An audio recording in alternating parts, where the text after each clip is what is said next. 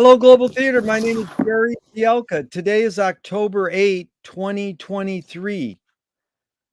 Want to thank Rob Grant and his amazing podcast, I'm Probably Wrong About Everything. Also want to thank Carolyn Casey for having our guest on her show, and that's how I learned about Charles Allison. Charlie, where in the heck you calling in from?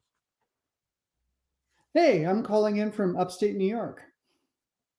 First question is, what is the best thing for a human being? Ooh, I want to cheat and say what one of your previous guests said in terms of a solid night's sleep is pretty great. Um, but I'm a sucker. I think, if not the best thing, it's in the top three. Some solid alliteration is among the most beautiful things in the world. That's great. I love it. Okay, so what's your favorite form of information? How it comes into you? Hmm.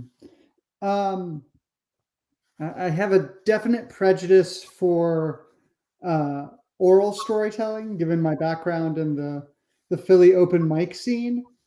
But I feel like as a guy who reads books while walking to work and avoiding getting hit by cars, that I owe something to the printed word to say that it's my absolute favorite thing.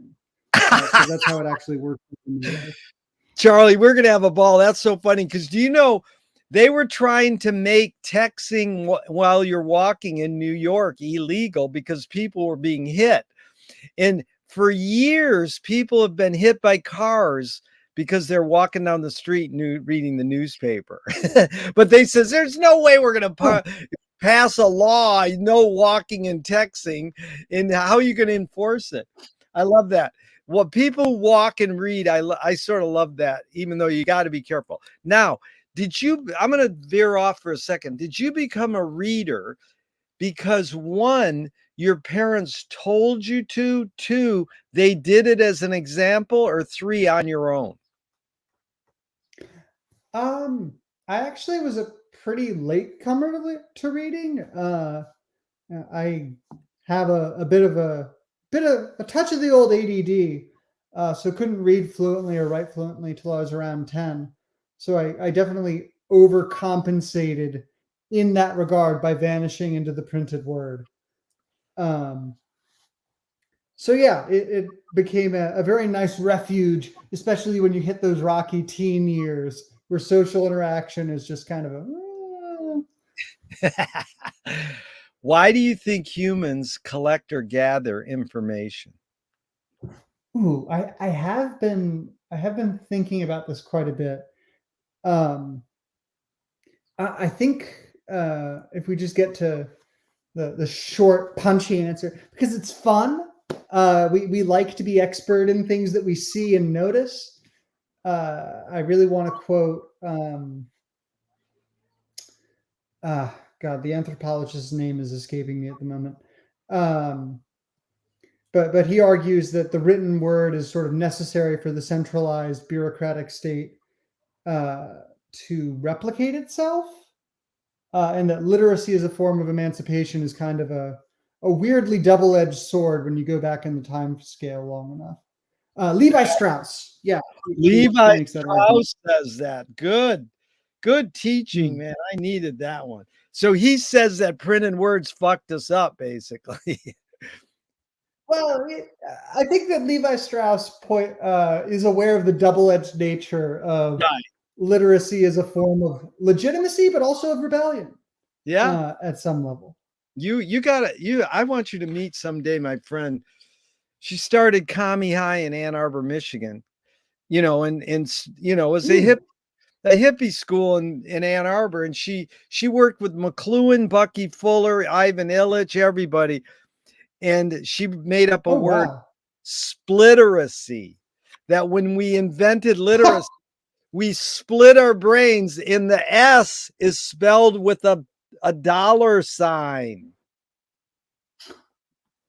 Okay, that's delightful, and I want to know more about this. Splitteracy. Yeah, I mean, anyways, I love your word fun. That's what I'm all at. I'm after just having fun. So But is this need or want to collect information more innate or more invented by humans? I think that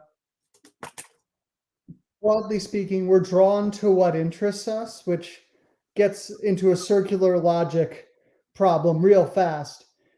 So I'm more on the side of innate. What we find fascinating for a number of reasons. But I think it's something that everyone has something they're expert or wanting to be expert in, and that loops into fun and gathering and worst case scenario, hoarding of information. Whoa, let's get into that at some point. But listen, next question is, do thoughts create emotions? Hmm.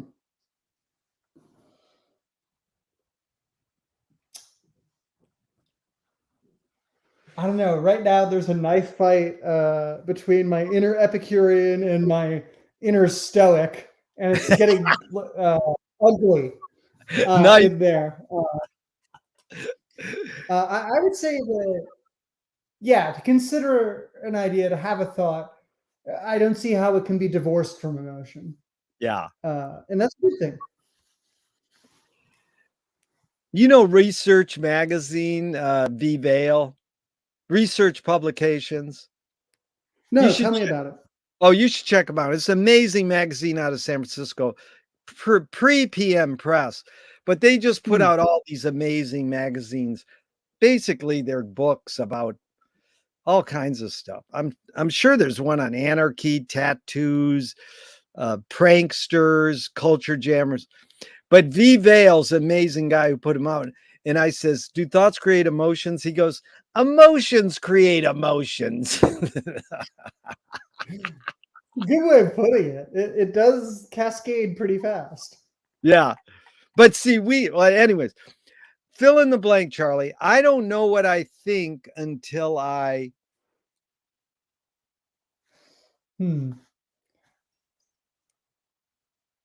I don't know what I don't know what I think until I've had a good walk about it. Oh, nice. Joan Didion says, I don't know what I think until I write it. McLuhan says, I don't know what I think until I say it. Mm. So good Yeah. walk is beautiful. I love that. Can humans think without language? Huh. That's a good question.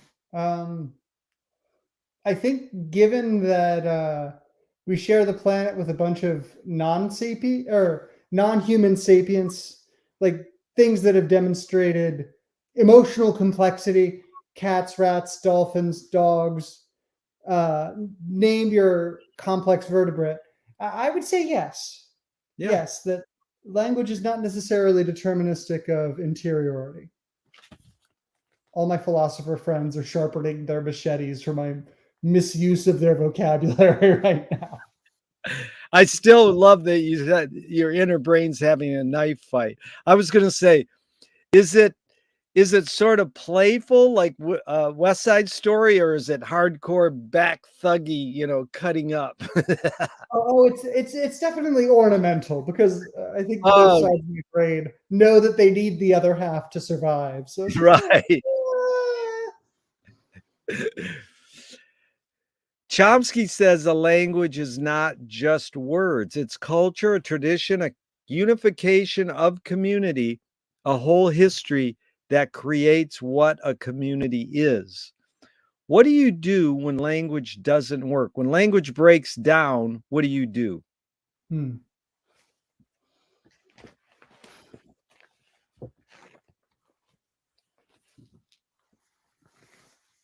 I think when language breaks down, you have to default to a sort of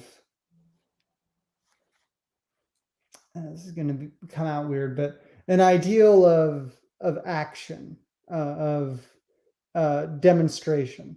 Um, I grew up around Quakers who were, if nothing else, very much walking the walk in terms of horizontal organization and respect for their members. So I think that when language fails you, you need to do the properly anarchist thing or Quaker inspired thing and demonstrate through your actions if your words are insufficient to explain it to a person. Really well put. So inspiring. Your observations of humans in general, are we more thinking beings or more feeling beings? Thinking or healing? Thinking or feeling? Ooh, More more head or more heart? I think from my very limited 37 years of observations of humanity, which is not a long time, I think we're more feeling, and then the head's job is to justify why we felt a certain way after the fact. I think of Peter Kropotkin's wonderful short essay, Are We Good Enough? A lot when pondering this question. Beautiful. Uh, Bridget Bardot says, when I make love, I don't think. And I'm like, good luck. How can you turn your brain off? You're doing the most sensuous body activity. And you're like, okay. Or it's like people who meditate, they go, okay, think about not thinking, because we can't really separate the feeling and thoughts so connected. We think we can separate them because we invented the words feeling and thinking. Mm-hmm. Two questions from Alan Turing, 1950s. One, is thinking a function of the soul? Is thinking a function of the soul? Yeah.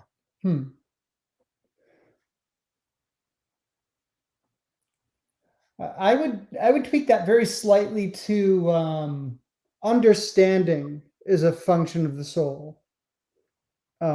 Thinking strikes me as analytical, and anyone with enough information can think, but to understand requires an unquantifiable thing that I think that Turing is kind of hinting at. I don't know. I don't know Turing very well. Well, you get it, Charlie. What I'm after is me and you versus the wording of the questions. So when someone shifts the noun or the verb, I am so excited. I'm happy. It's not that I'm saying these lines to get you to answer a question. It's just prompts for us to discuss. So, what you said reminded me of McLuhan said, understanding is not having a point of view. So, that's called suspended judgment. That's called looking at the big picture, study the patterns. And then T.S. Eliot said poetry can communicate before it's understood. Boy, that's true. But it's this thing about understanding. You bringing up that word. I don't bring this question up much, but because you brought up understanding, McLuhan said everybody experiences far more than they understand. Yet it is experience rather than understanding that influences behavior.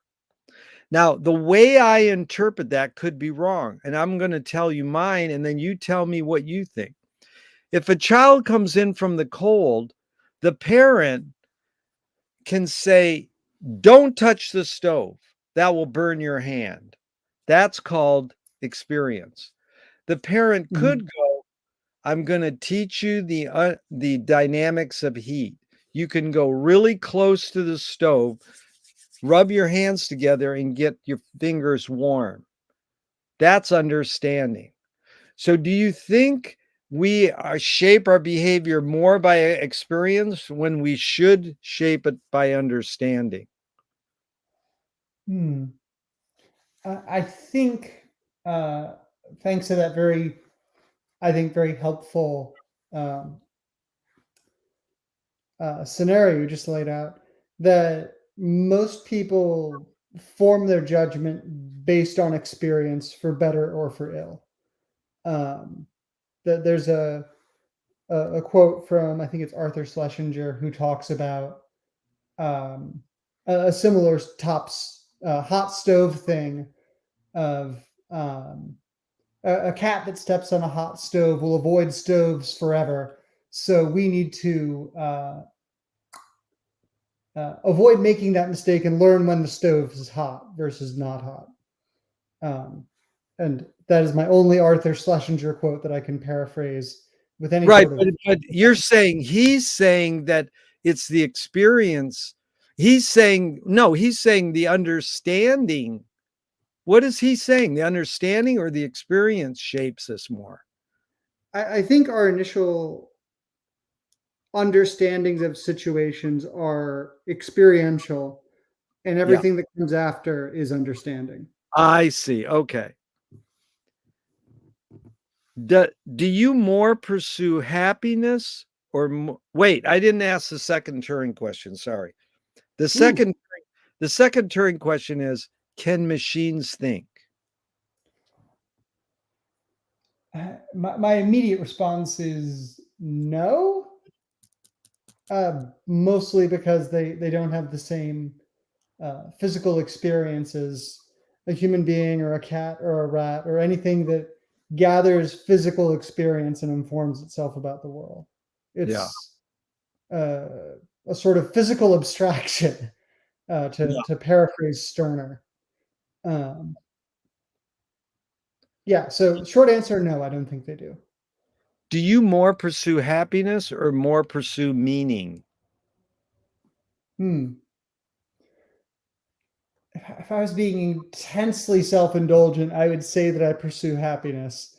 But I know that the little goblin at the back of my head uh, kicks and screams to, you should probably do something with meaning at some point. So yeah. Does the brain more detect consciousness or create it? Like, is consciousness there bubbling away and we're more so detecting it or more so creating it? Mm. I think that from my very limited experience with uh, creativity and art and the joy of connecting unconnected things, the familiar, unfamiliar, that um, the brain creates creativity and it continues feeding on that and stimulating it until it becomes self-sustaining. Yeah, Is my immediate thought. that's Uh, good. Beautiful. What's faster, speed of light or speed of thought? ooh, um,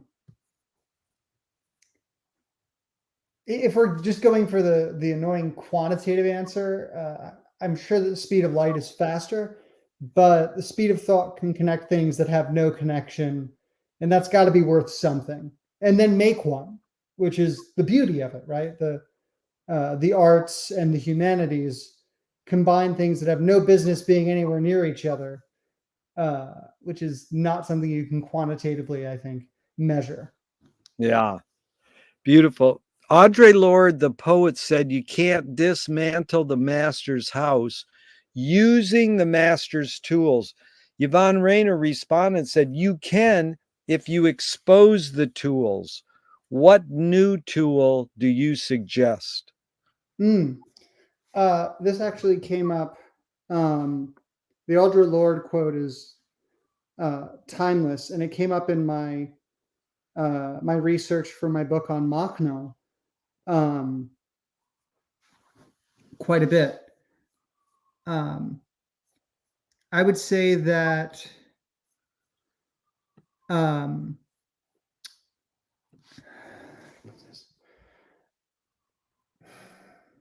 De los Pasos, who's one of those old school anarchists who started out very much anarcho-syndicalist and then drifted to the right after the Spanish Civil War, has a phrase that I think is apropos, which is in politics, um, ends are illusory, means are all you have, which is a a stinging refutation of the idea of revolution by terror or ends justify the means logic that state socialists or Marxist Leninists often advocate, right? Let's have a great red terror and that will somehow bring about utopia. That's not how it works. All you have is your means. Yeah. I would say that the key anarchist precepts of mutual aid and voluntary associations are indispensable for making a sane or compassionate or desirable future. And that's kind of that is my very short little TED talk on means and ends. That is good. I love it because I thought you said memes, MEMES. That too. Memes and means, and the means justify the genes. McLuhan played on that. The means justify the genes. JEANS. Well, okay. Now that you said it, there's surely a podcast with that exact title out there somewhere. What new toy do you suggest? Ooh, I'm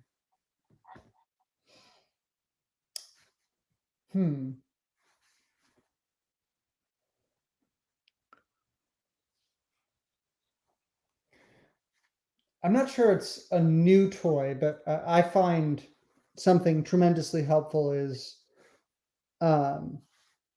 handwriting where and when possible. Your thoughts or your impressions before you speak them aloud as a just way to sort of direct the streams in your mind, which are always kind of amorphous until you're forced to commit them to this amount of space on this amount of pulp for this amount of time. So, showing my adjunct English professor cred here, if you write it down, it can't possibly hurt your spoken argument. Yeah. So, a lot of my podcasts, I'm looking down because I'm taking notes. And it looks like, I'm not paying attention. I'm not giving the camera eye contact, but I have to take notes. I am a print-oriented bastard. I'm always writing and taking notes. POB. So what do you worry about when you go to bed at night? Ooh.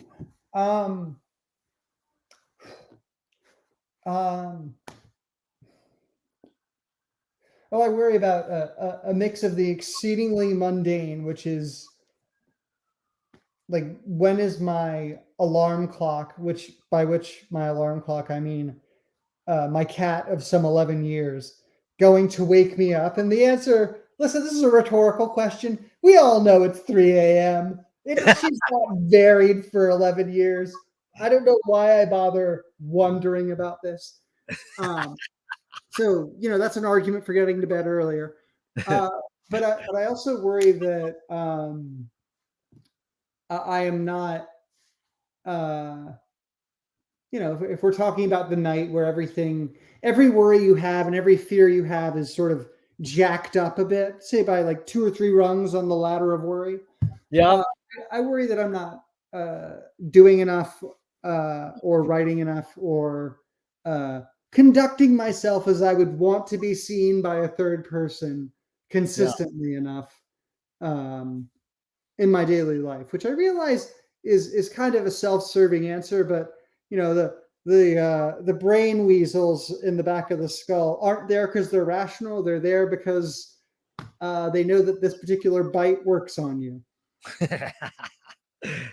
You're a wordsmith, Charlie. I appreciate what you're doing. And it's helping me understand because I can visualize through the words you pick. It's really cool.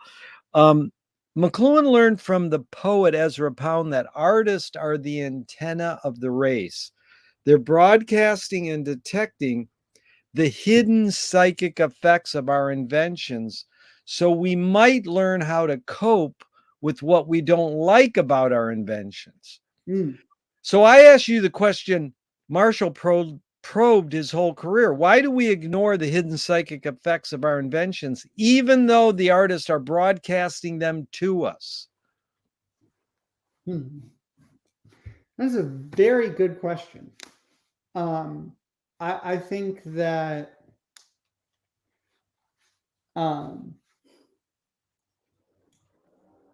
we've sort of seen a time lapse, wonderful in the original sense of the word wonderful, as in both inspiring and terrifying example of this with the proliferation of the internet, which is originally hailed as this great small L libertarian, as in the sense of how the rest of the world outside of the US uses the term libertarian, which is, anti-state, pro-emancipation, as opposed to get off my lawn, which is how it's run in America. Invention that is slowly sort of cannibalized and essentialized into another market for capital at some basic level. I've forgotten the question, but I know that my initial answer was the internet's slow devouring by the state and private markets. Right. Yeah, because the internet was invented by a bunch of hippies on LSD. And we thought, wow, this is fucking cool. And it still is cool. I mean, you're in Philly and I'm here in the other Venice that you don't talk about. You talk about the other Venice, and I'm always like, this guy is Venice eccentric. But I love that. To go back, I always thought libertarians were pot smoking Republicans.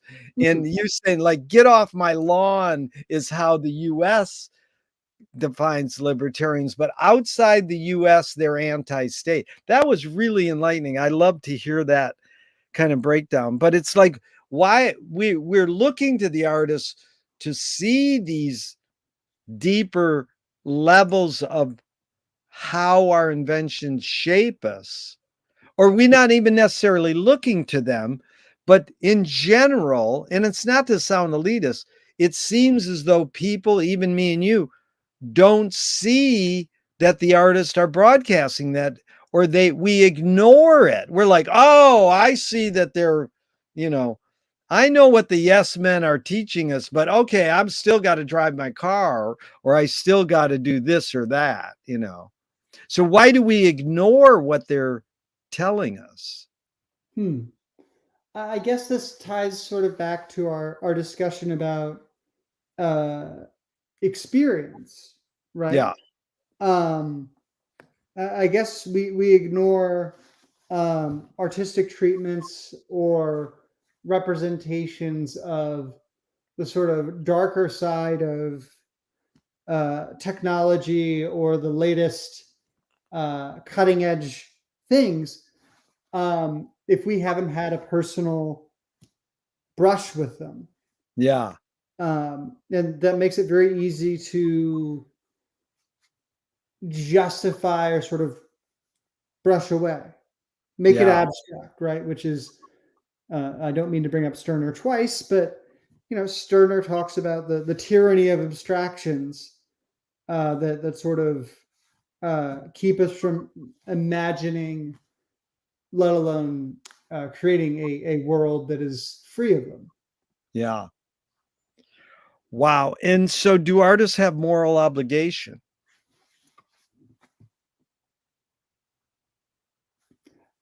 My immediate answer is yes, and I'm trying to come up with a way to justify that position. But I think that if you have a conscience and you choose to make art and choose to put it out there, that you do have a moral obligation, one way or another, to try to help people if you can.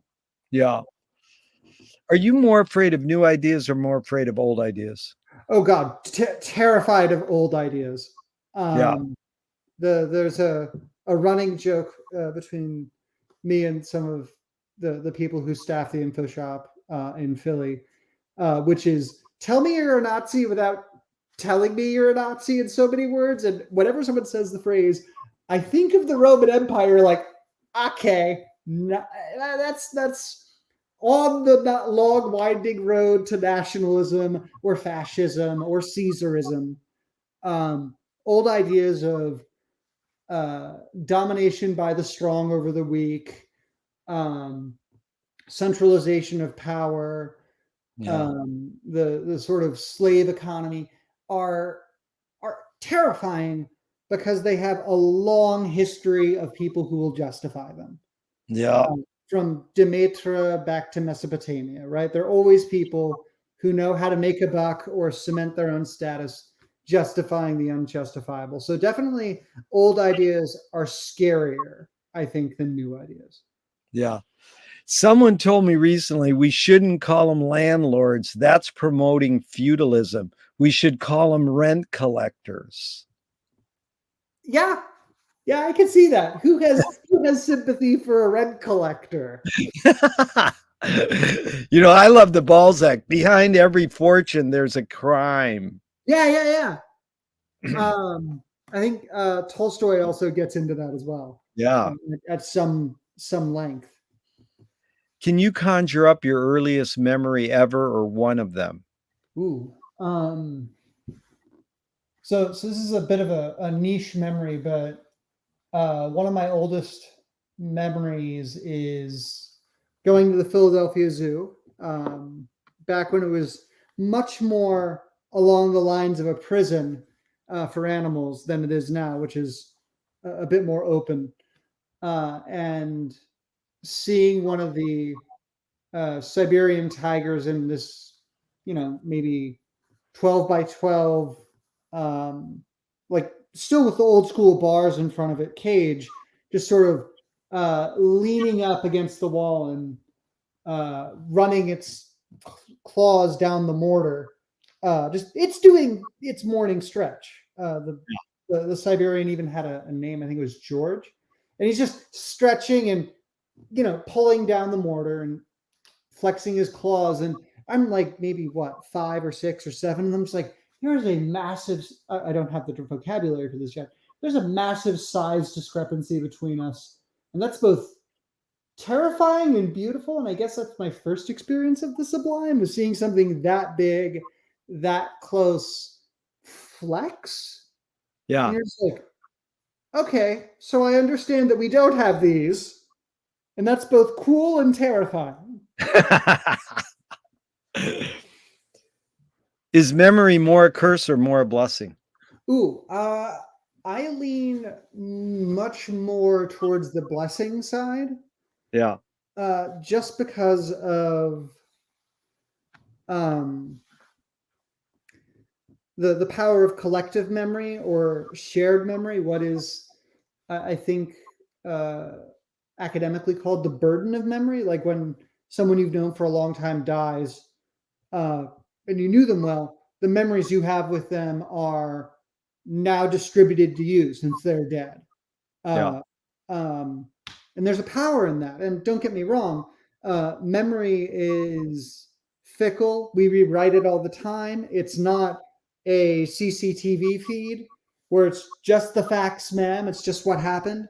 No, it's informed by how we feel, what we think of the person being recalled, why we're bringing up the memory, right? It's malleable, but I think that broadly speaking, memory is essential for self-reflection and improving your behavior. If you don't have a memory, I would argue you're fundamentally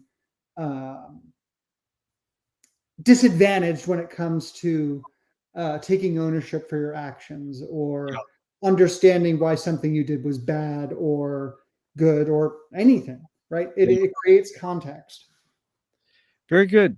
Tell me someone within your immediate family, then outside your immediate family, just briefly, who had an impact on you, kind of like a role model. And what specifically was that impact? My older cousin, Sam, was one of my role models growing up, in that he,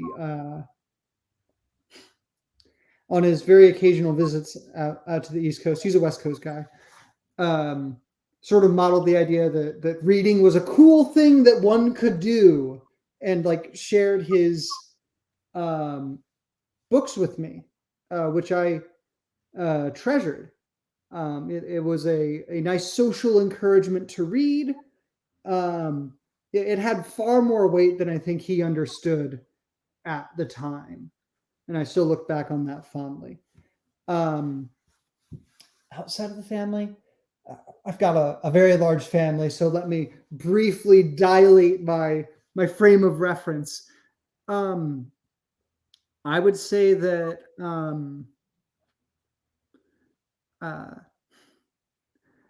the illustrator on my my book on Makhno, and Obonzo, had a huge influence on me on their serious approach to history. Like for the illustrations, they went into dozens of hours of rabbit holes for like, what's the particular type of pipe that might be smoked at this stage in the Russian Empire, or what are the common cart types, or what do we have a reference from these two people talking for what they liked inside a house.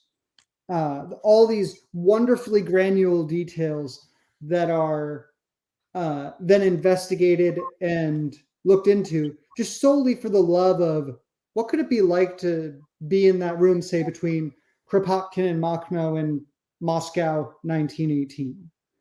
Yeah. That is a truly wonderful level of diligence and passion that is inspiring, I think. Beautiful. Did your parents raise you a particular religion? They kind of, not to put too fine a point on it, they kind of flipped us being myself and my sibling, about halfway, I would say. The first half of my childhood was Quaker, AKA the best surviving faction from the English Civil Wars that made it to the New World. Pennsylvania's fairly big and probably the only bastion of Quaker power anywhere anymore. But for a while, they were a big deal. Little Charlie and my sibling did not know any of this. This is a much post hoc thing. But halfway through my childhood, my parents switched from taking us to Quaker services to Presbyterian services solely, as so far as I can tell, because the Presbyterians had a choir, and my parents thought it might be a good idea for my sibling and I to sing in the choir, which took a couple of years to disillusion them of that. But so I have a very split relationship with very horizontal, egalitarian expressions of religion, and then extremely hierarchical, extremely conspicuous consumption style of centralized religion, going back and forth in my childhood. Charlie, do you pray? Usually when I'm in trouble, like what's the classic chestnut? There are no atheists in foxholes, and I've fortunately never been in a military foxhole or a literal foxhole with foxes in it because they fight dirty. But when something is going very badly wrong, there's an unconscious prayer for someone, please make this not be happening. And God, Huitzilopochtli, any of the various members of all the pantheon, they're welcome to step in and make this not suck. Yet, but it never hurts to sort of have a open bidding on getting me out of this predicament. Two things. Recently, I asked someone, do you pray? And they go, yeah, for parking spaces. That was just so practical. No one had ever said it. And everybody goes, well, in my own way, or I don't know if you call it prayer. And, they have all, but when you said foxholes, it reminded me of W.C. Fields is looking in the Bible, and the guy goes, what are you reading the Bible for? And he goes, I'm looking for loopholes. Hey. Nice, works for a bunch of them. Yeah, hello. If God exists, what would you like God to say to you after you die? Man, that's raising a bunch of attendant questions. Like, what voice am I hearing it in? My immediate thought was the voice I'm hearing is Eddie Izzard impersonating James Mason in Ah! Honest to God, because I am a classically educated person, obviously. Um, and something along the lines of, "You had a good run," would Yeah, not be the worst thing I could ever hear. yeah. Do evil people exist, or does evil use people as a vehicle? Hmm. I think that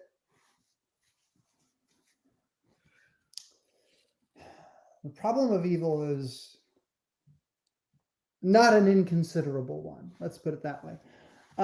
I think I'm gonna reference Kropotkin's essay for the second time in this interview. Are we good enough? Which argues that um, if men were all uniformly good, then even the worst capitalist or monarch would not be a threat. They would just give all their ill-gotten gains back to the working class, or they'd just be signing papers to some other person who calls himself a king and be safely ignored, which is actually something that Tolkien brings up in his rare talks about anarchism. Is, I'd love a king that's fucking useless and can be ignored, but everyone agrees that they like, which is an interesting way to read Tolkien.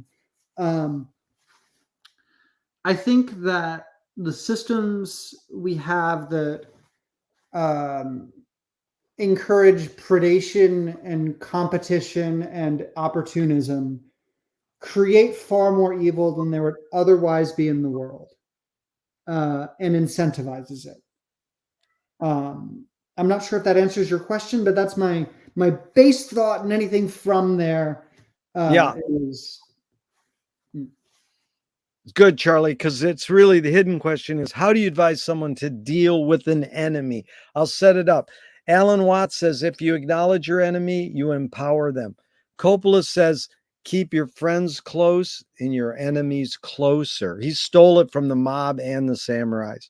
mm, JFK said, forgive your enemy, but don't forget their name. And Fellini says, I need an enemy. So it's a lot of thoughts. The basic question is, how do you advise someone to deal with an enemy? But first, how would you respond to Alan Watts? If you acknowledge your enemy, you empower them. hmm. I think that's true at a basic optical political level. Um, if you're going to play one of the many interlocking great games of politics, if you explicitly acknowledge your enemies, you give them, even in some limited way, a platform, and that's true even if you're, more on the anarchist side of things, which thinks that politics is something of a diversion, although political education is not. Um, so yes, I broadly agree with Alan Watts in that context of if you acknowledge your enemy, you give them a degree of power that they otherwise wouldn't have. The second part. In the question is, how do you advise someone to deal with an enemy? So, you come upon me in a fortunate time. Um, I was writing a article on the famous anarchist feminist Louise Michel today, and there's an incident in her life that I think is illuminating. In one of the attempts on her life after the Paris Commune, a man is worked up into a fever pitch by the clergy, and he goes out, buys a revolver, and takes two shots at Louise Michel. One goes into her incredibly pimptacular hat, so save on that one.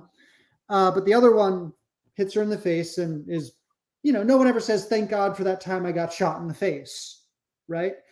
But Louise Michel does something that I consider to be remarkable and worth emulating, which is immediately after being shot, she tells the crowd around her, because she's shot in the middle of a speaking event, and says, don't touch my assailant, because if she had not said that, it's likely he would have not lived very long.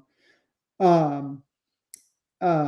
me have a chat with him, and don't mess with him too much. She gets some medical treatment and then goes and talks to her would-be assassin and determines that he was not in his right mind, that he was in a certain state. And then Louise Michel actively works with her would-be assassin's family to get him out of the judicial system, out of trial, and free after he writes a note saying, "I don't know what came over me. I must have been temporarily insane. Please forgive me," which is not normal for most royalist-inspired French assassins of the era. So I guess the takeaway from this with Louise Michel is that if you understand your enemy, or at least try to meet them in a certain manner to understand who they are before you respond, you have a far greater chance of turning enemies into friends. And of course, there are some that cannot be reasoned with in this way. I'm thinking here of white nationalists, Nazis, TERFs, nasty people who have an eliminationist, and I would say, genocidal sort of agenda. But people who are confused, or people who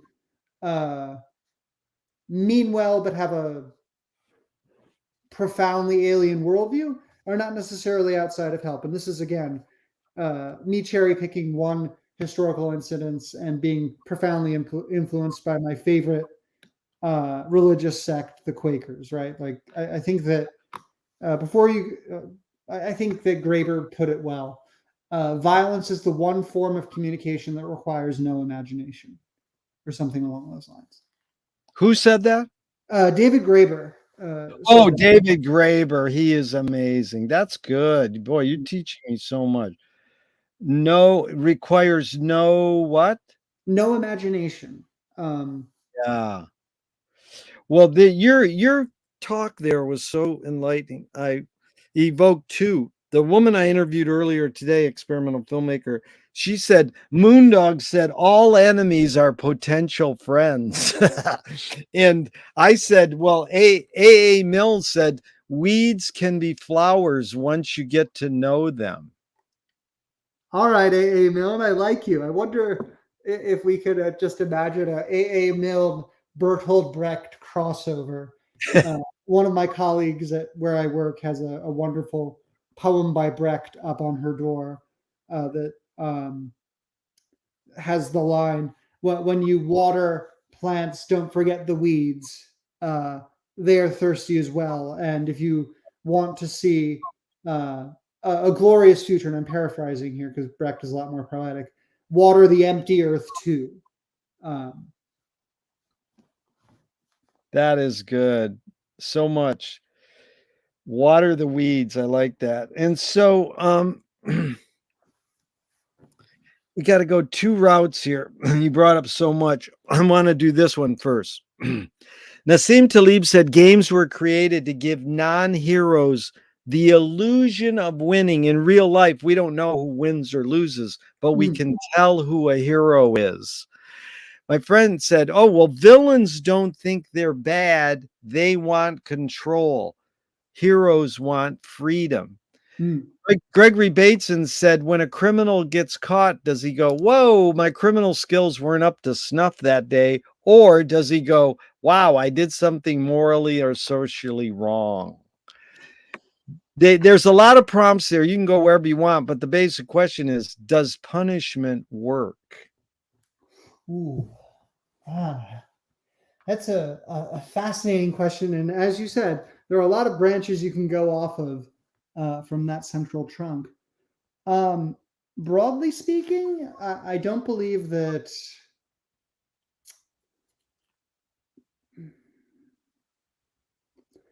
short answer, no, I don't think punishment works. Yeah.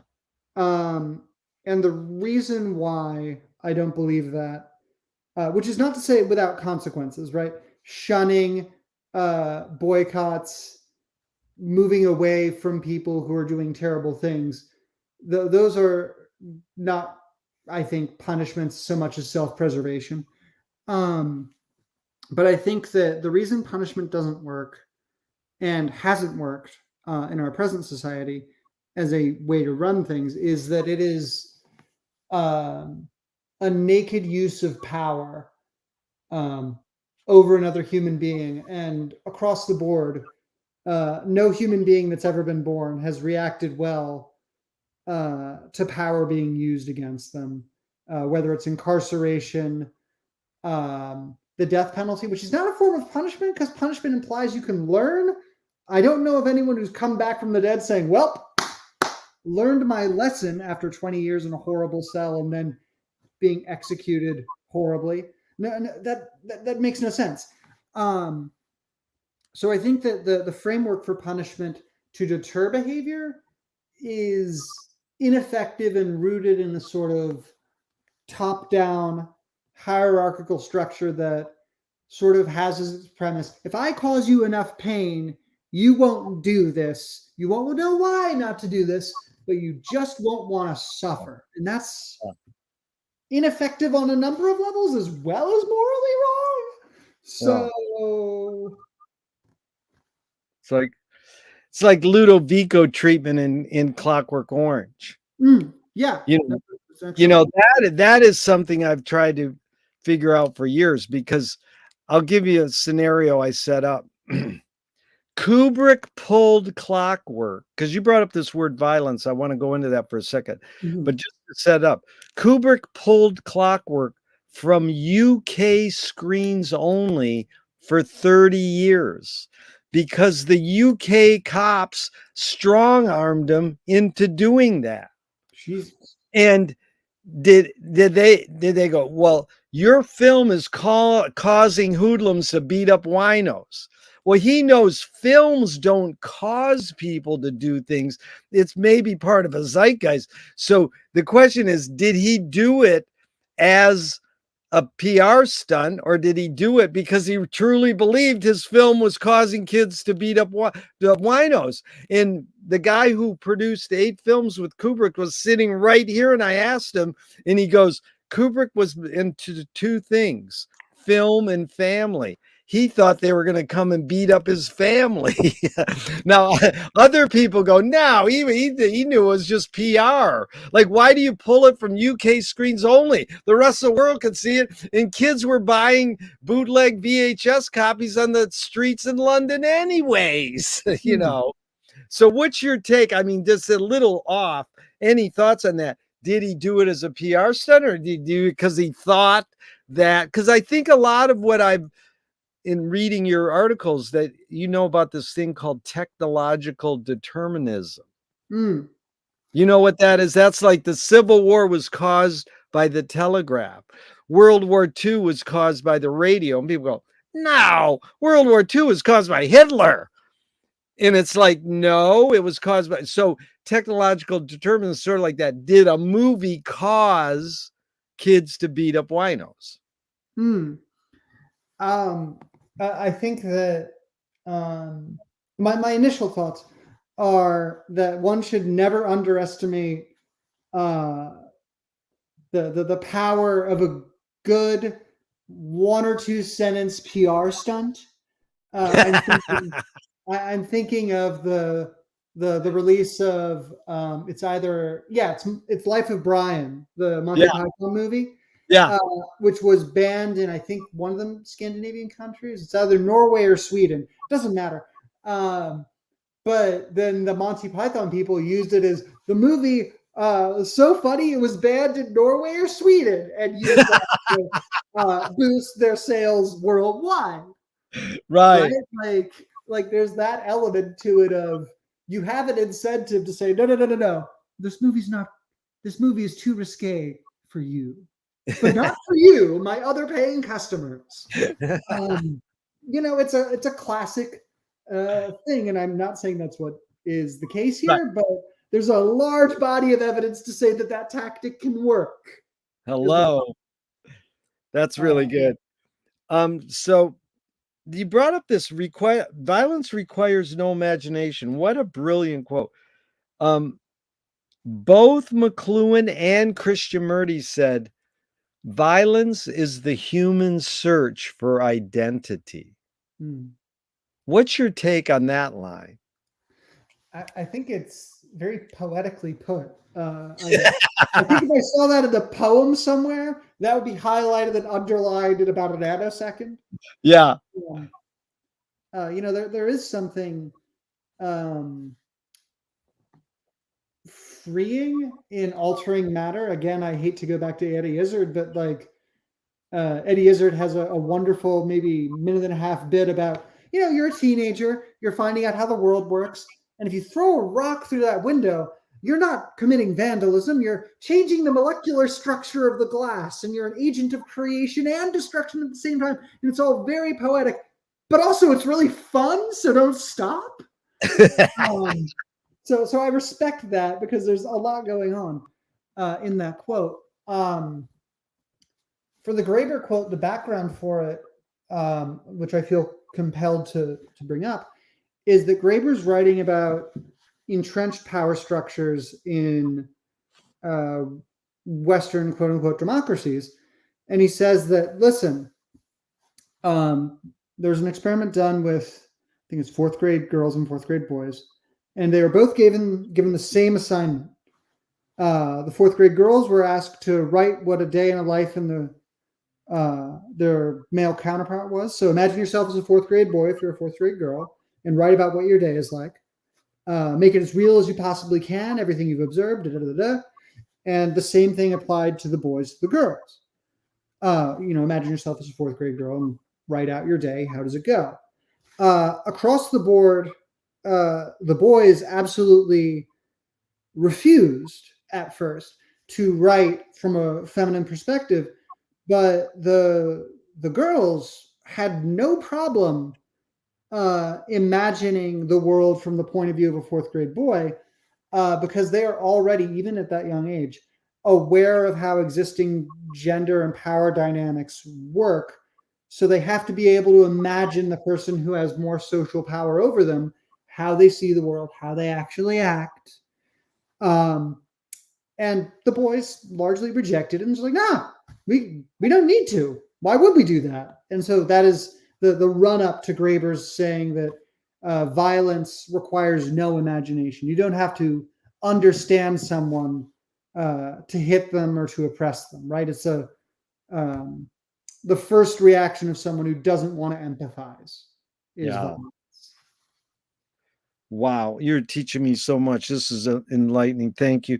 So James Joyce was the first projectionist in Dublin. He basically checked out. He said, "This is stupid. Why should I go inside a building and see a movie of a tree when I can go outside and see a real tree?"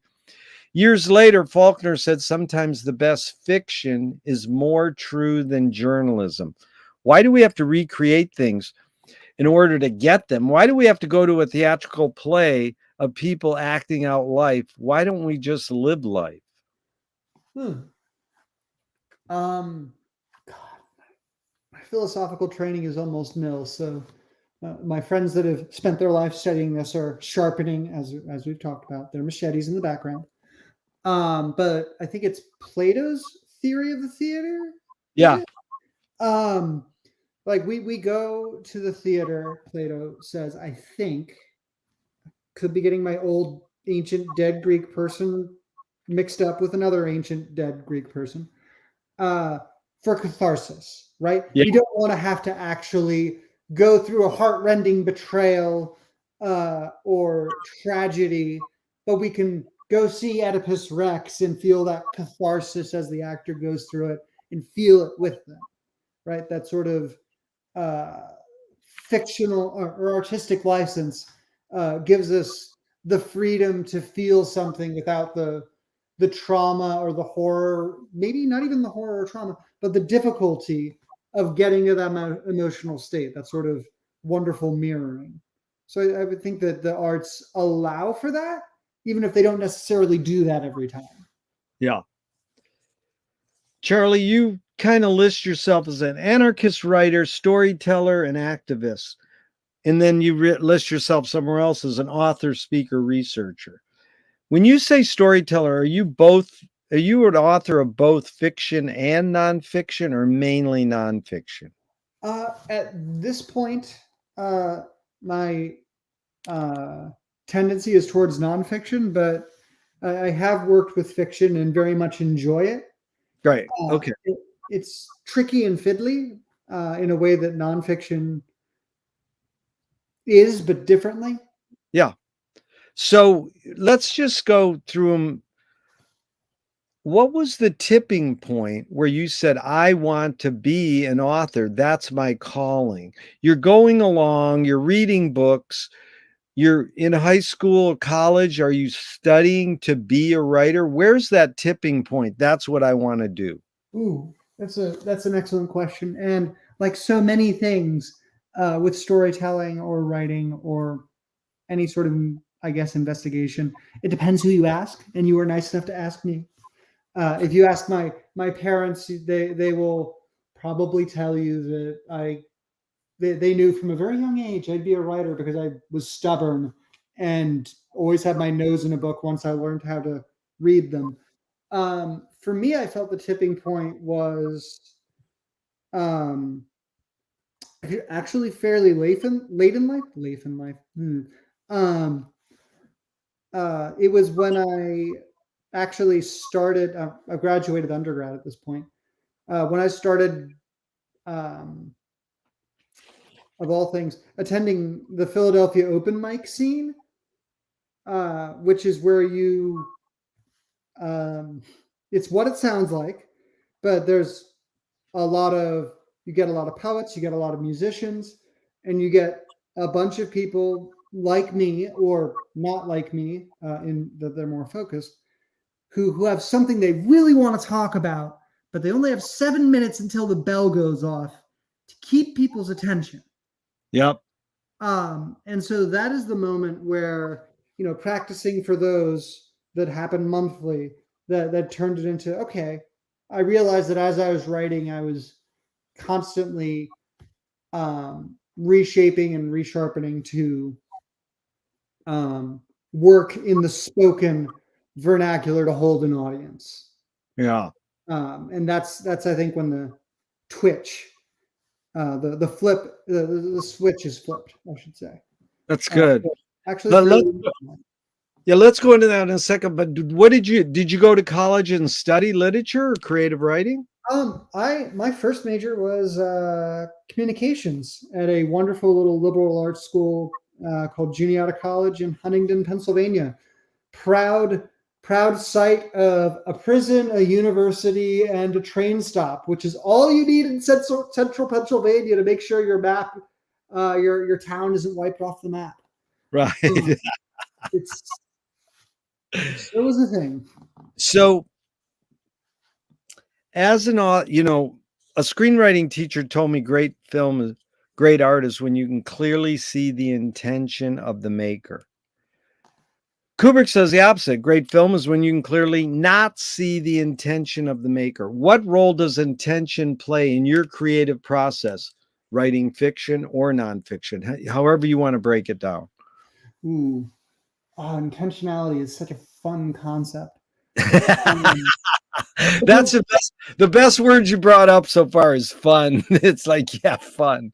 I mean, it is because It's fun. Well, yeah, that's your attitude though. Why I'm attracted to your being is that some people call it work. My friend, when he writes an article, he says, I have a dread line. I love that. I'm going to steal it. I know, but I sort of hate it. I don't want it to be dreadful. But I like deadlines, but I don't want it to be dreadline, Yeah, I get that. Yeah. So any ideas on that, the intentionality, yeah, of writing? I think my answer is somewhat rambling, but I'll try to cut it down as best I can. I think that intentionality is truly difficult. Uh, I'll try to explain my thoughts by mentioning their opposite. Like um, someone like H.P. Lovecraft, who is this horrible person, like super racist, even by the standards of the 19th century, in that everyone who's not English is not white and therefore is at best a second-class citizen. Like weirdly insular, terrified of anyone that's different from him. But he writes these stories that are, don't get me wrong, very purple prose-ish, but they capture a sense of alienation that Lovecraft largely inflicted upon himself through both his views and his conduct. And fast forward 100 years after his death, the best authors in the Lovecraftian tradition are people of color.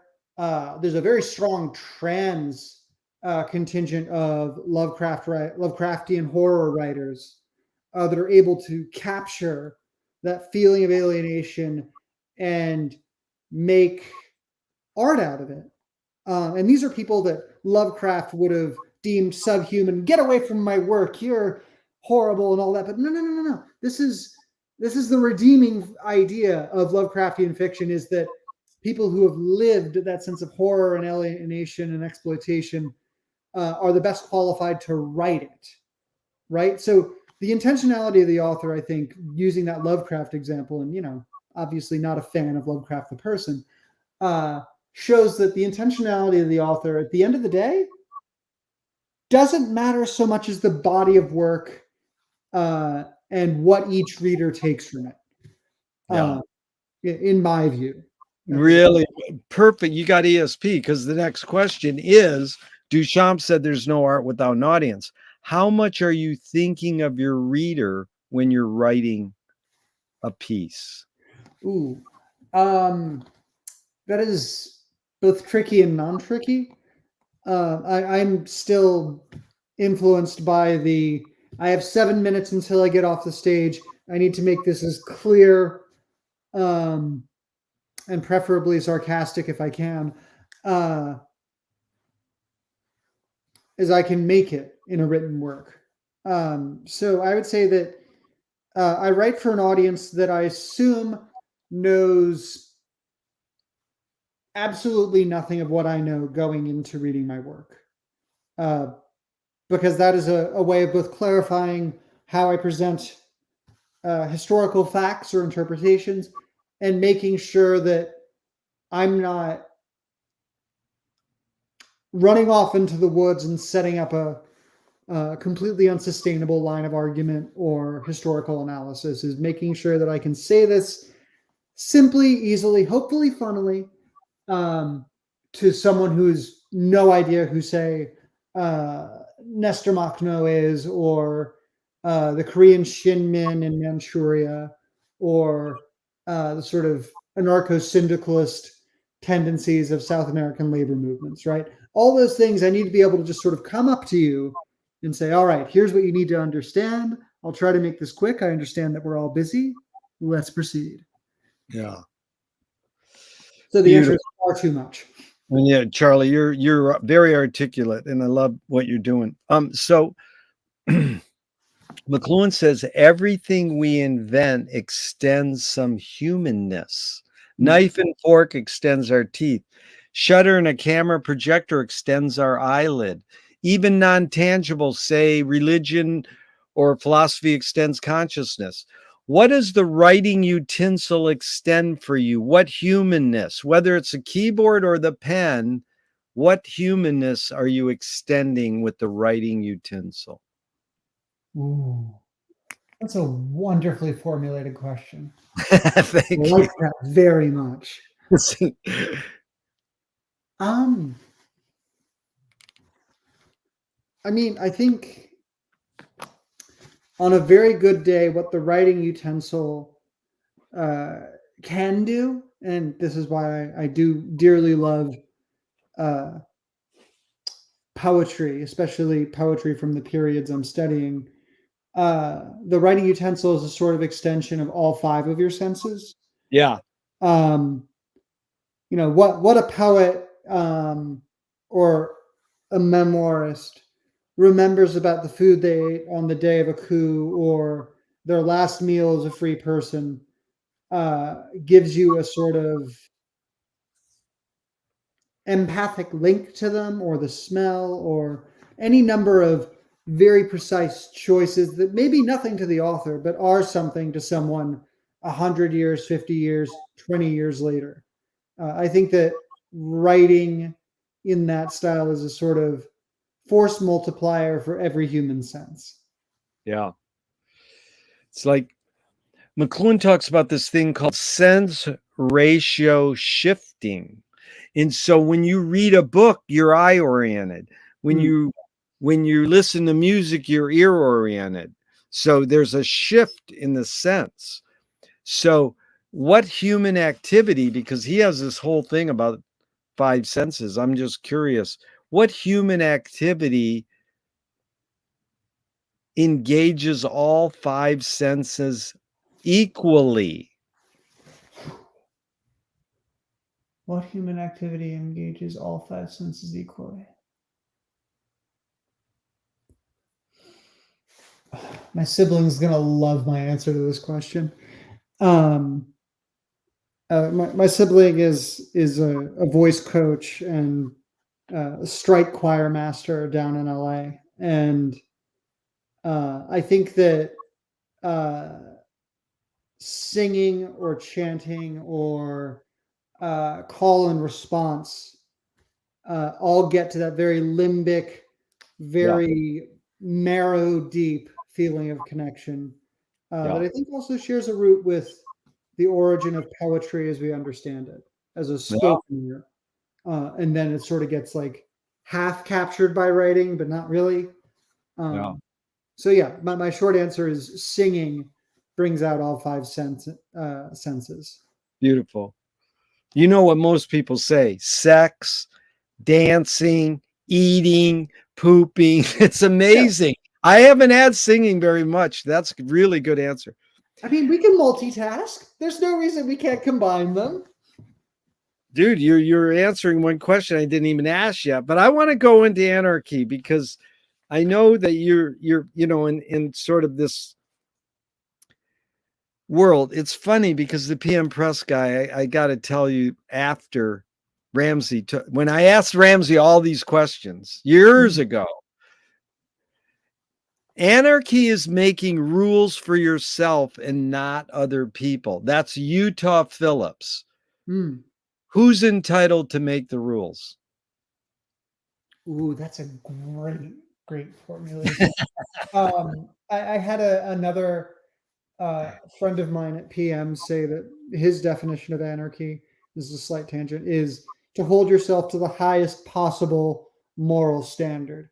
Wow. Which I fucking loved enough to bring up here quite some time later.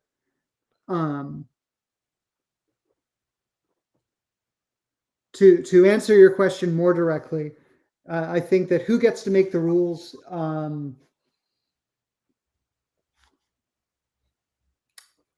I think that you make the rules for what you will and won't do, but we make the rules. We being a collective that has discussed what we are okay with or not okay with, make the rules for everyday life and how we treat each other. I don't think that the golden rule is a bad place to start. If you wouldn't want it done to you, maybe don't do it to other people. Just a thought there. That seems to be largely forgotten in the broader sense of things. But I think that is a very good starting point, understanding that all situations have their nuances, complexities, and contingencies. Yeah. Well, Charlie, it was Ramsey said, when I asked him that, he says, Utah Phillips is wrong. Or he didn't, he might, I wish I could zoom back and get it. It's in an archive somewhere and we could look it up or hear it someday. But he said that Utah Phillips, maybe he didn't say wrong, but that's not a good definition of anarchy. And my next question is, what attracted you to pursue, anarchist writing? Why do you use that adjective? What was it? Where was your tipping point to go into anarchy? What is, like holding to your highest moral standards is a great thing for people to hear, because basically, I think when people hear anarchy, they think of these kids in Oregon with black, on throwing bottles through windows or something, or bad. Anarchy is demonized. Yeah. No, Yeah. that is for sure true. The U.S. has used a whole lot of red scares throughout its history. I would say that I was exposed to beliefs that I would now classify as inherently anarchistic from a young age. I'm gonna again make perhaps some of my more quietest Quaker friends go, don't mention us. But the Quakers do have a very firm view on egalitarianism and horizontalism. And don't get me wrong, the Quakers have had their not so great moments in history. I would refer you to Rediker's wonderful biography of Benjamin Lay, who's a dwarf vegan Quaker who invented guerrilla theater and did it in a way to shame prominent Quaker slave owning families around where I grew up into divesting themselves from the slave trade. Right? But he was shunned from Quaker meetings and told not to make a fuss. But he was very imaginative, although not violent. So that's not to idealize the Quakers. They've done their share, as all things have in history, towards the quantity of human suffering. But I would say that being exposed to Quakers in the early 90s up to the early 2000s, it was formative on me because they have, I would say, anarchist or proto-anarchist beliefs about power and force and democratic engagement, and that no one has any right to enforce their will on another person. And what put me over the edge to write about anarchism and to practice it and do my best with what I can in my teaching and my writing and how I live my life was actually after a particular open mic bit I did. One of my friends, shout out to Matt Stevenson, I'd just done a 7-minute bit on a particular part of the Russian Civil War. And he comes over and sort of avuncularly throws his arm around me like, hey, lovely to hear some stuff about the Russian Civil War. I heard some stuff about this guy, Makhno, who apparently might be the one non-terrible person of note in the Russian Civil War. You should look him up. I think Michael Moorcock wrote something about him. And from that one little seed came my book and my serious study into anarchism after quite a long hiatus. So props to but did you say Michael Moore? You mean the filmmaker Michael Moorcock? Sorry. Moorcock. Michael English anarchist writer. Yeah, Michael Moorcock. Okay. So there was a lot there. In Benjamin Lay is Lay? Yes, exactly. Okay, now do you know Augusto Powell and Paola Freire, the Theater of the Oppressed? Do you know them? They use theater as a means of promoting social and political change. The audience becomes active spec actors and explore how shape and analyze and how they can transform reality in which they are living. Is that simple? Is that a crossover? Like what Lay was doing was the theater of the oppressed in a way? A little bit. Lay is 17th century. Yeah. But yeah, I've heard references to theater of the oppressed there. You can't be in the Philadelphia sort of leftist LARP scene and not hear a reference to the theater of the oppressed occasionally. Yeah. But what Lay did specifically, if I can go into my brief little Marcus Rediker fanboy corner, Sure. what Lay did specifically, the most talked about incident in Lay's life, is he shows up to a Quaker meeting in Burlington, New Jersey, and he walks. So it's 30 miles from Abington, Pennsylvania, on not great roads, and he's a small person, so it's a bit of a trial. And he dresses in military garb. So, like, think of like Revolutionary War reenactors with the great coat and the sword and all that stuff, which is already scandalous by the profoundly anti-militarist Quaker establishment. Like, that's like showing up to church in full combat kit with a long arm over your shoulder, right? And he waits for his time in Quaker meeting for the classic time of, does anyone have anything to say if the Spirit moves you? And Benjamin Lay stands up and he picks up a Bible that he's rigged in advance with choke cherries, which are bright red. I don't know if you have choke cherries on the West Coast. Yeah. And he has rigged them inside the Bible to burst when he opens it and hits it with the sword, which he does, which is already a very militant act. And the choke cherries explode everywhere, and he says something to the effect of, every one of you who owns slaves has blood on your hands and will doubtless perish by the sword unless you give up this evil practice. And he's, of course, dragged from the Quaker meeting and thrown out on his ear into the rain.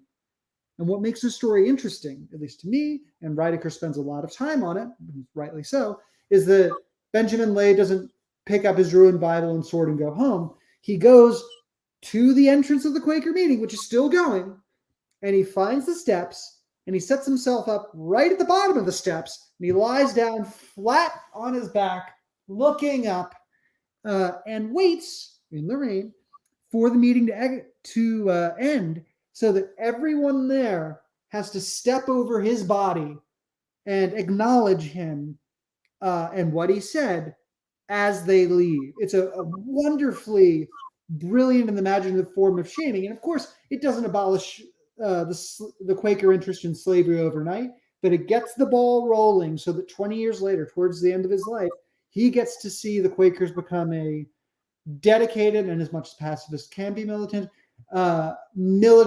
core of the rising abolitionist movement in America before his death. Wow.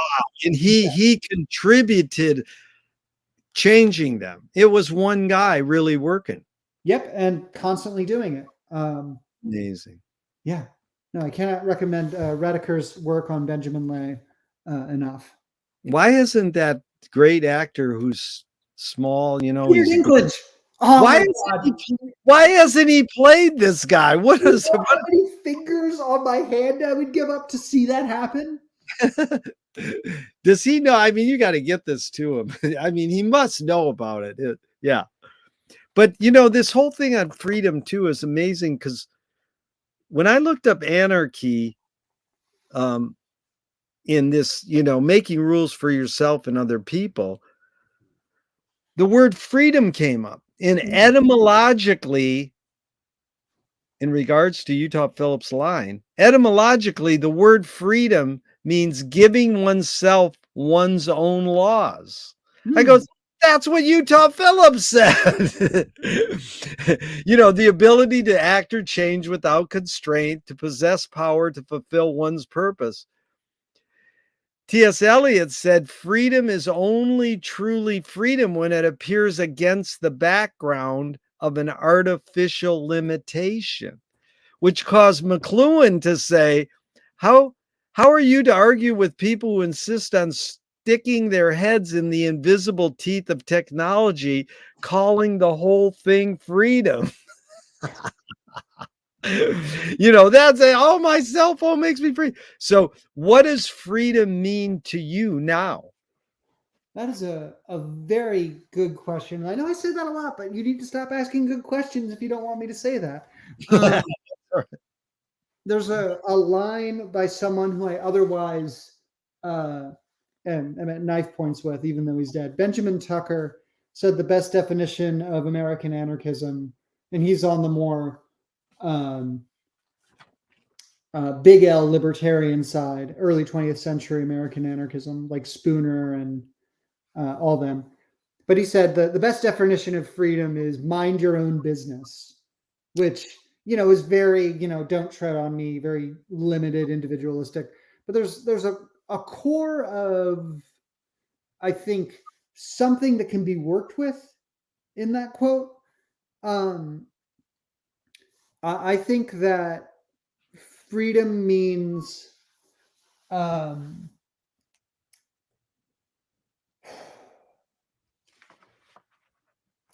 this is about to get wordy.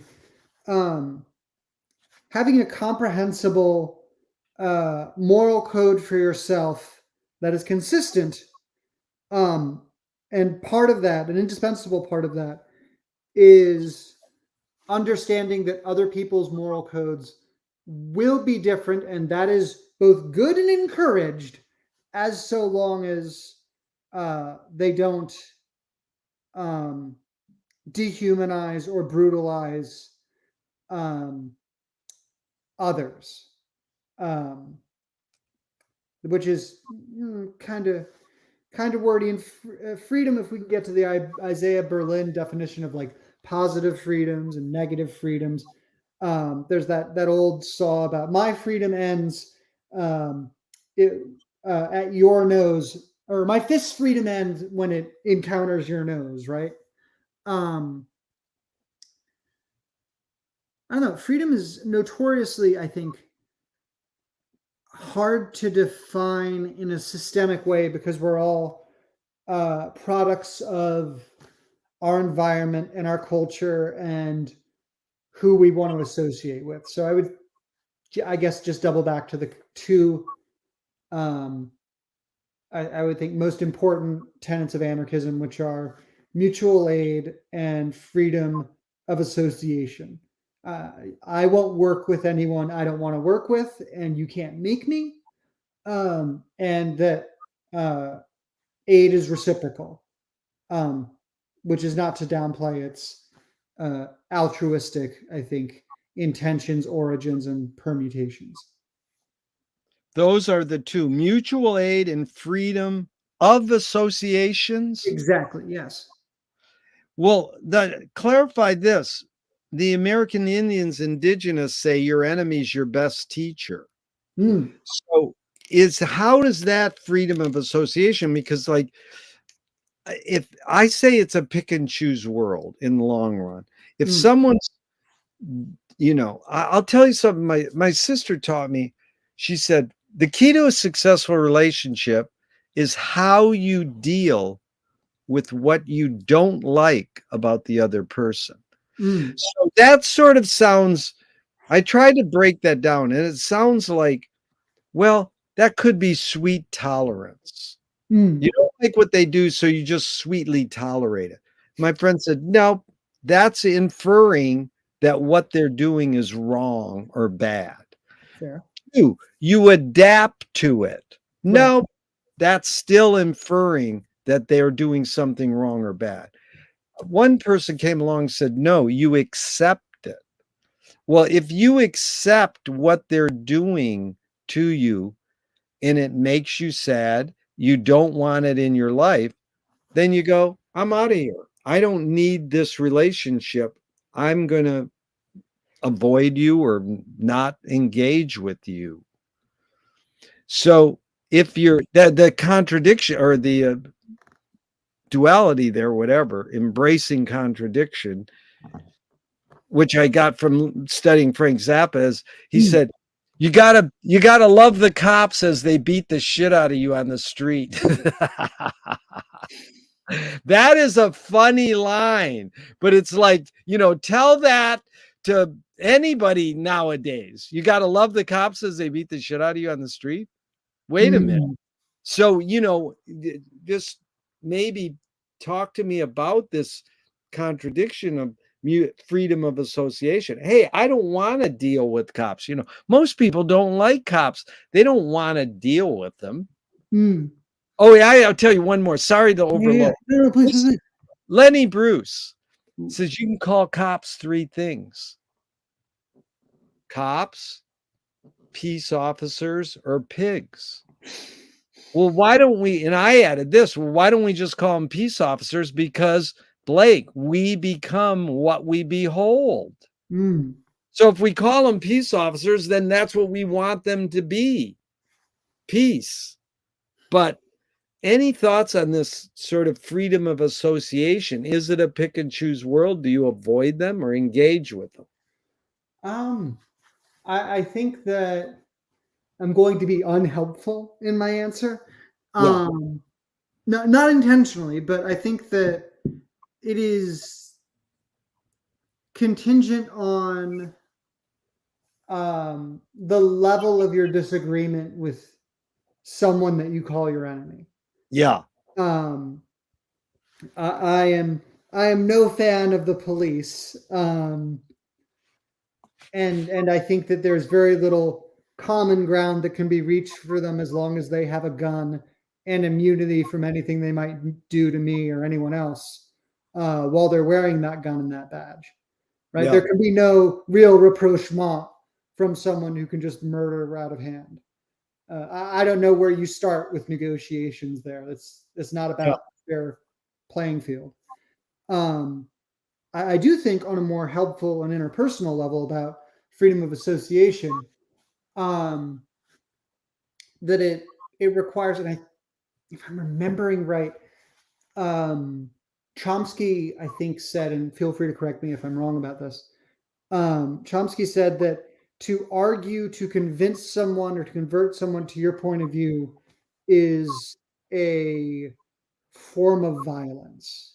Wow. What does he mean by that? I think he means that to try to win only rhetorical points and to win someone over solely through sophistry or by force of personality or through other exigencies is morally dishonest, and that if you wish people to emulate you, or if you wish people to be amenable to working with you, your best option is to be, and this is all my supposition from a very limited Chomsky quote that I've half remembered, so I'm fully prepared to be wrong about this, is to demonstrate by example and by deed and by making trusting your accomplices, your friends, your affinity group, even your acquaintances, to know what they like, to make their own choices, and to be as true to yourself as you possibly can without presuming to dictate their choices. Like, for example, I don't require everyone I know or love to be an anarchist. That strikes me as terribly presumptuous. The world does not need a world full of anarchists necessarily. We need people who are willing to speak up and take their own agency, and you can do that without calling yourself an anarchist. It is not necessary to my beliefs that everyone I know and love be an anarchist. Yeah. But it is with the idea of freedom of association, there's a tremendous amount of trust in the people you do spend time with and you work with to understand themselves and to work in a similar direction as what they feel to be right, I guess. Yeah. It's the commonality, connective tissue. It's empathy. It's what humans seek out every day. We're walking down the street trying to be acknowledged by each other, going, hey, I'm a human too. Mm-hmm. You know, yeah. They asked Duchamp once at a cocktail party. So the guy goes, so what do you do? He goes, I'm a breather. I'm like, hey, I'm a breather too. We have something in common. Could we consciously breathe together? Like, all we do is breathe on automatic pilot. We could breathe consciously together. Yeah, we could be co-conspirators if we take. That's what I mean. Yeah. Exactly. Conspiracy is breathing together. Well, listen, I asked for 90 minutes. It's over 90. Could we do a part 2? Because I only got through like maybe even a third of my questions. And yeah, fantastic. It's really been enlightening. It's really fun. I'm learning so much. And I think, you know, we can go into a lot of other aspects of your creative process in writing and in these pursuits of I call them sort of political ideas, but however you want to call them, it's just how we operate in our relationship with other people. McLuhan taught me about ecology. Mm, And people, he call it media ecology. Well, mm, we're people think when you say ecology, you mean like, save Mother Nature, environmental awareness. But ecology is basically an organism's relationship with its environment. yep. And so that's what I think it is in hearing some of your videos, how when you make something like in Venice, the double accounting, is that what you called it? Yeah. When they invent double accounting, there's that invention, but then there's an environment that invention causes.